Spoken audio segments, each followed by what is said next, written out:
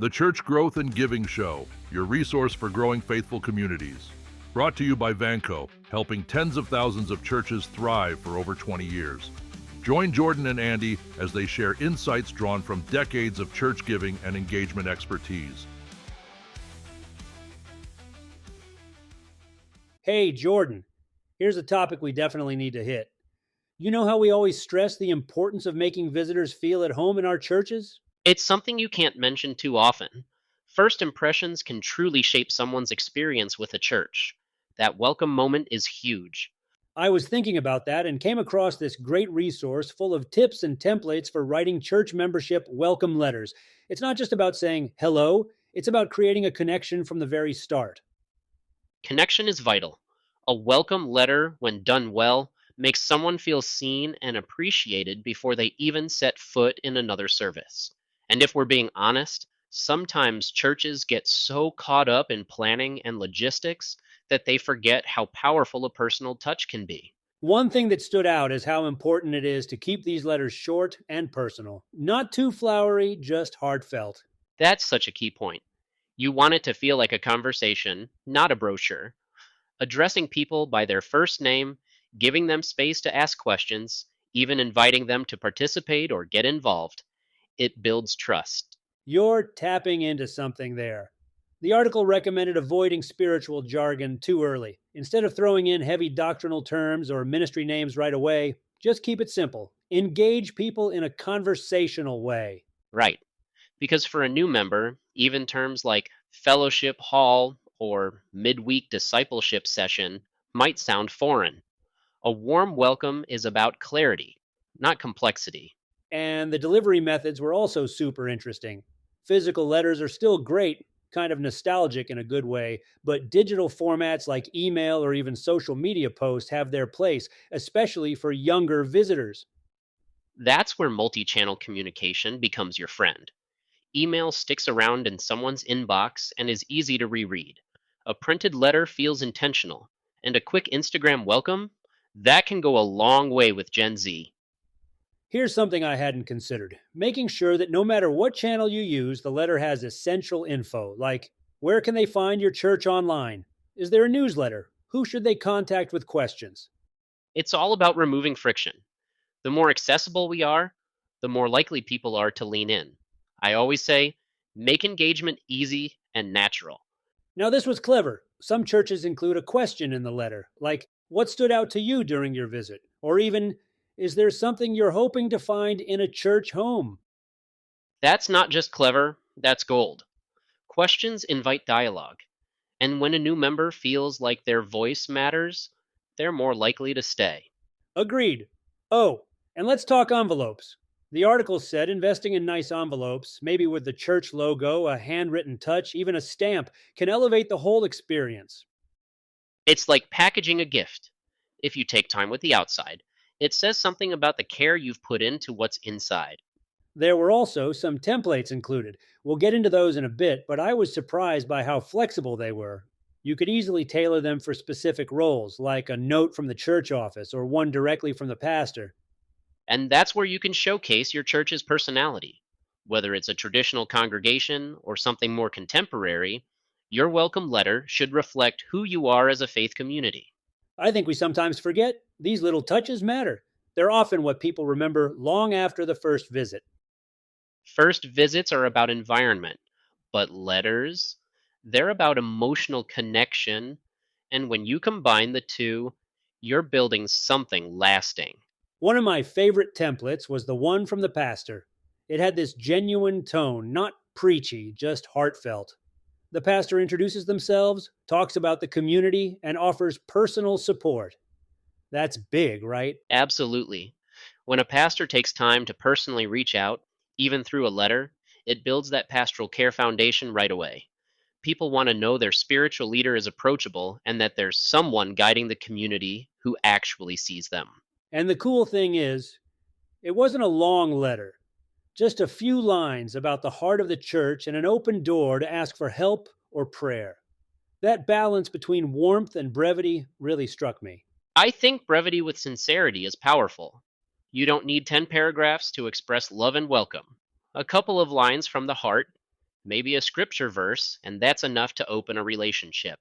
Speaking of scripture, some letters included blessings or verses like Numbers 6, 24 through 26, or Psalm 67 1. Not in a heavy way, more like a gentle reminder of spiritual care. And that's the difference between being religious and being relational.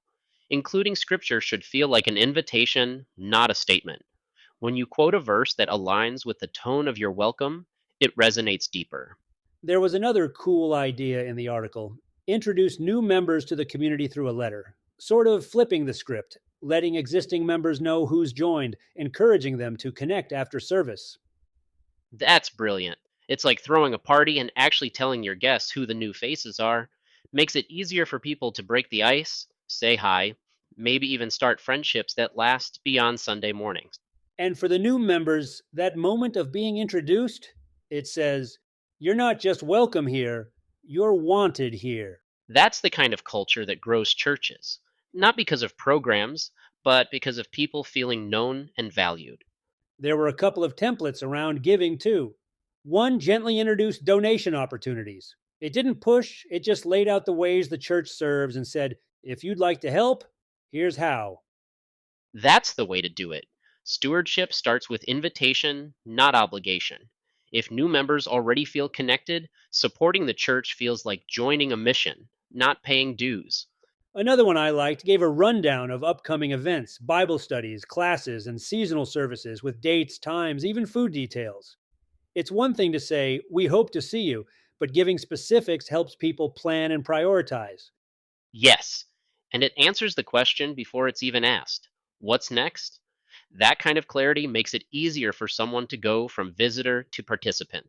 And the big takeaway for me was none of this has to be complicated. Templates exist, so you're not starting from scratch every time. You just personalize, print, or send, and make sure there's a real voice behind the words. That's the whole game plan. Authenticity. When your welcome letter sounds like your church feels, you've nailed it. And if you're sending these letters promptly, like within a day or two after someone visits, it adds to that sense of momentum, like, hey, they remembered me. That timeliness tells people, you matter. We noticed you, and we hope you'll stay. Let's talk next level ideas. Some churches are doing welcome videos now, short clips from pastors or ministry leaders sent by email or shared on social. That's such a smart use of technology. A 2-minute video with eye contact, a warm voice, and maybe even a tour of the building puts a face to the name and eases the nerves of anyone walking in the door for the first time. And virtual tours. That's next gen hospitality, especially for folks who are new to faith or haven't been to church in a while. Being able to see the space ahead of time makes that first visit less intimidating. You remove one more barrier, and when you combine that with a personal letter, you're building trust before they even arrive. There were even suggestions like adding infographics to explain service times, group schedules, or giving options, or including little gifts like bookmarks or verse cards. That's where design meets ministry. A simple gift that tells someone, you matter enough for us to prepare something just for you. And visuals, they make info easier to remember, especially for people who are still learning your rhythm. And you know what hit me? These welcome letters aren't just about integration, they're about identity. They say, this is who we are, this is how we do community.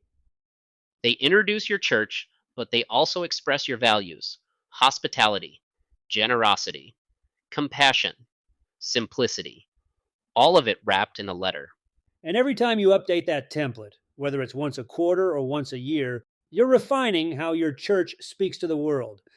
Which matters because the way we welcome people often shapes their sense of belonging. And that belonging, that's the gateway to transformation. I couldn't agree more. So, for anyone listening today, whether you're a lead pastor, office admin, or a volunteer, we hope this gave you some clarity. Start with one great template, then build from there. And make it your own. Infuse it with your church's heart. Whether it's warm and traditional or modern and casual, let your welcome reflect your mission. Before we go, let's recap a few quick wins. First, use names. Second, keep it short. Third, ask a question. Fourth, include key info like contact and event details. Fifth, Send it quickly, and lastly, personalize wherever you can. And if you're ready to go deeper, download a welcome kit. Many churches are already using pre built resources to save time and stay consistent. That's right. We've seen it. Great letters lead to great connections, and great connections lead to strong, growing communities. So take that first step, because every new member is one welcome away from becoming family. That'll close us out for this episode. We'll see you next time on the Church Growth and Giving Show. We really hope this episode gave you some ideas and inspiration on how to welcome visitors to your church. If the content here was helpful, be sure to like and subscribe to our channel. It assists us as we create even more of the helpful resources that power growth for churches like yours.